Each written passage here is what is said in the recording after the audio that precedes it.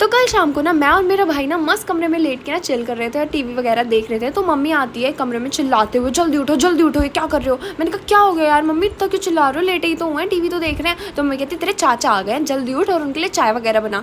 तो मैंने उनके लिए चाय वगैरह बनाई और उन्हें बिस्किट वगैरह दिए। तो वो लोग ना मेरा चैनल देखते हैं, तो वो मुझसे कहते हैं बेटा तुम हमेशा मीठी रेसिपी बनाते रहते हो, मतलब क्या तुमको कुछ नमकीन बनाना नहीं आता। मैंने कहा ऐसी बात तो नहीं है चाचा जी, रुको अभी आपके लिए कुछ बना के लेके आती हूँ नमकीन। वैसे तो मेरा मन कर रहा था ना कि उनके लिए मिर्ची के पकौड़े ही बना दूँ, क्योंकि वो लोग जब भी जाते हैं ना तो पैसे भी नहीं देके जाते यार। वैसे आप कमेंट्स में बताना कि आपके भी कोई ऐसे रिलेटिव्स है जो आपको पसंद नहीं है, लेकिन मम्मी गुस्सा होती तो